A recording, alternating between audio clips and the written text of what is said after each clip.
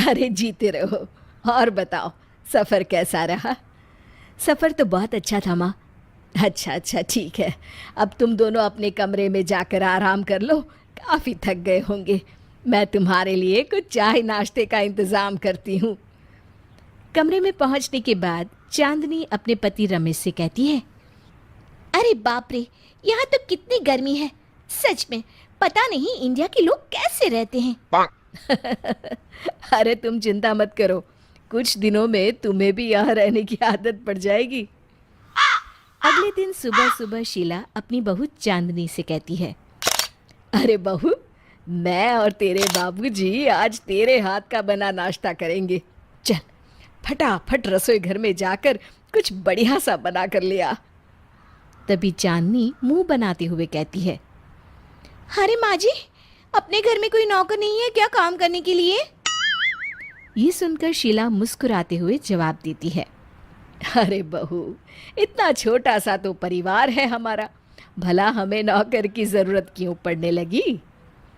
अब क्या बताऊँ माँ जी, मुझे खाना बनाने की आदत नहीं है। अमेरिका में तो हम ज़्यादातर अपने लिए खाना रेस्टोरेंट से ही मंगा लेते थे। अच्छा, चल कोई बात नहीं, मैं ही नाश्ता बना लेती हूँ। इतना कहकर शीला किचन में चली जाती है। तभी रमेश के पिताजी शीला से कहते हैं, अरे भाग्यवान, ये क्या, आज तो हम अपनी बहू के हाथों से बना नाश्ता खाने वाले थे, फिर तुम क्यों नाश्ता बना रही हो?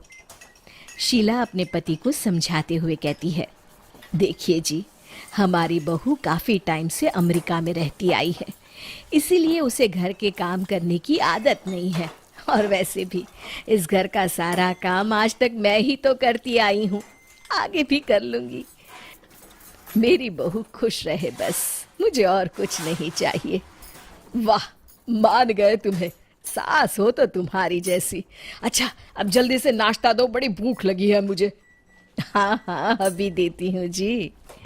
इस तरह कुछ दिन बीत जाते हैं। एक दिन सुबह सुबह शीला अपने बहू और बेटे को उठाने के लिए उनके कमरे में जाती है।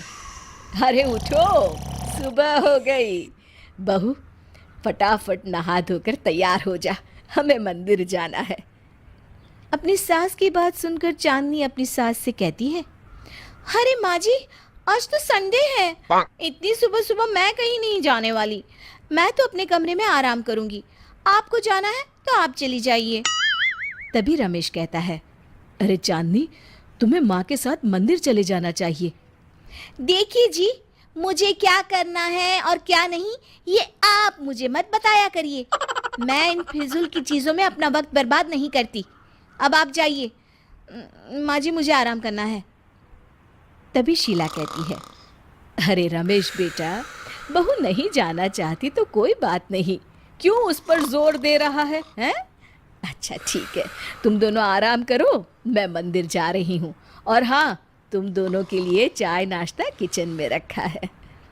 इतना कहकर शीला मंदिर जाने के लिए घर से निकल जाती है। कुछ दिनों के बाद मोहल्ले की सभी औरतें शीला के घर में उसकी बहू को देखने के लिए आती है। अरे शीला, हम सब औरतें तेरी बहू से मिलने आई हैं, जरा अपनी बहू को तो बुला। शीला बहू को आवाज देती है और तभी कमरे से चांदनी निकलकर वहां आती है। अरे बहू, कैसी हो? क्या नाम है तुम्हारा? जी चांदनी। बड़ा अच्छा नाम है। अच्छा, कहाँ तक पढ़ी हो? जी मैं ग्रेजुएट हूँ। अच्छा बहू, खाने में क्या क्या बना लेती हो? इस तरह औरतों के सवाल सुनकर चांदनी को बड़ा गुस्सा आता है और वो चिढ़कर उन सभी से कहती है, अरे आप लोग क्या मेरा इंटरव्यू लेने आई हो? आप लोग मुझे नौकरी देने वाली हैं जो इस तरह के बेकार के सवाल मुझसे पूछ रही हैं? कितना पढ़ी लिखी है? नाम क्या है?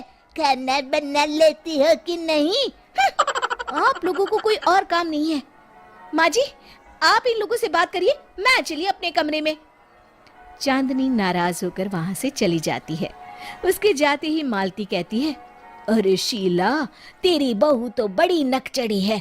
4 दिन अमेरिका में रहकर क्या आई है, इसके तो पर ही निकल आए हैं। इसे तो लोगों से तमीज से बात करना तक नहीं आता। हो मालती बहन, ये बात तो तुमने बिल्कुल सही कही। भला हमारी बहुओं की इतनी मत है कि वो इस तरह जवाब दे। सच में शीला, भगवान जाने आगे तेरा क्या होगा। इसकी चिंता तुम लोग मत करो, जो होगा अच्छा ही होगा।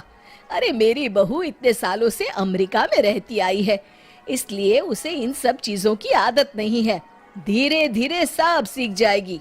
और वैसे भी जैसी है मेरी बहू है, और मुझे अपनी बहू से कोई तकलीफ नहीं है। विमला सोफे से उठते हुए कहती है, जैसी तुम्हारी मर्जी।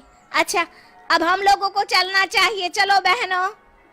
इतना कहकर विमला बाकी औरतों को लेकर वहां से चली जाती है। उनके जाते ही बड़ी आई मेरी बहू की बुराई करने। ऐसी औरतों को मैं खूब जानती हूँ। ये मेरी बहू से मिलने नहीं, बल्कि हम सास बहू के बीच में आग लगाने आई थी। इस तरह शीला का अपनी बहू के प्रति प्रेम दिन ब दिन बढ़ता ही चला जाता है। फिर एक दिन, कैसी है पारुल? बड़े दिनों के बाद तुझे मेरी याद आई? अरे ऐसी कोई बात नहीं है। तुझे ये बताने के लिए फोन किया है कि अपने शहर में फैशन डिजाइनर का एक बहुत बड़ा इंस्टीट्यूट खुला है। मैं उसमें एडमिशन ले रही हूँ, तू भी मेरे साथ एडमिशन ले ले।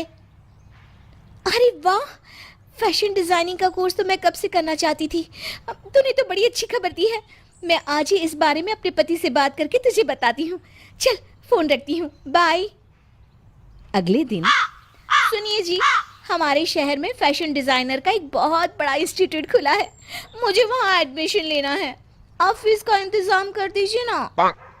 अरे तुम तो अच्छी तरह जानती हो, हम अभी अभी इंडिया शिफ्ट हुए हैं। सारे खर्चे तो तुम्हारे सामने हुए हैं। अभी मेरे पास बिल्कुल भी पैसे नहीं है। हाँ, कुछ महीनों के बाद मैं ज़रूर इंतज़ाम कर दूंगा। बाप रे, तब तक तो बहुत देर हो जाएगी।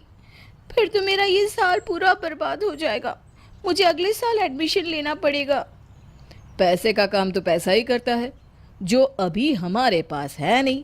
खैर कोई बात नहीं, अभी मैं ऑफिस जा रहा हूँ, शाम को तुम्हें कहीं घुमाने ले चलूँगा। तुम्हारा मूड भी फ्रेश हो जाएगा। अपना बैग लेकर रमेश ऑफिस के लिए निकल जाता है। हेलो पिताजी, मुझे कुछ पैसों की सख्त ज़रूरत है। क्या आप मुझे कल पैसे भेज सकते हैं? अरे बेटा, तू तो अच्छी तरह जानती है कि हम खेती बाड़ी करने वाले लोग हैं। पिछले महीने तेरी माँ की दवाई में बहुत पैसे खर्च हो गए हैं। 2-3 महीनों के बाद मैं तुझे पैसे भेज सकता हूँ। हाँ बेटा। चांदनी समझ जाती है कि उसके पिताजी के पास भी पैसे नहीं है। वो फ़ोन रख देती है। इस तरह एडमिशन न ले पाने के कारण चांदनी उदास रहने लगती है। कुछ दिन बीत जाते हैं। फिर एक सुबह, अरे बहू, ज़रा यहाँ तो आना। चांदनी कमरे से बाहर आती है। जी कहिए माँ जी, कुछ काम है क्या? बताइए, मैं कर दूंगी। हाँ हाँ, बहुत ज़रूरी काम है। ज़रा मेरा ये फॉर्म तो भर दे। चांदनी अपनी सास के हाथ से जैसे ही फॉर्म लेती है, उसे देखकर उसका चेहरा खुशी से खिल उठता है। अरे माँ जी, ये तो फैशन डिज़ाइनर इंस्टीट्यूट का एडमिशन फॉर्म है। मैं यहाँ एडमिशन लेना चाहती थी, पर पैसे ना होने की वजह से मैं ना ले पाई। आप ये फॉर्म मेरे लिए लेकर आई हैं? हाँ बहू, और इतना ही नहीं, मैंने तो तेरा वहाँ एडमिशन भी करवा दिया है। सारे पैसे भी जमा कर दिए हैं। बस तू ये फॉर्म भर दे। अपनी सास की उदारता देखकर चांदनी की आंखों में आंसू आ जाते हैं और वो अपनी सास के गले लग जाती है। अरे बहू, मेरे होते हुए तुझे किसी चीज़ की चिंता करने की ज़रूरत नहीं है। मैं तेरी सास नहीं, माँ हूँ पगली।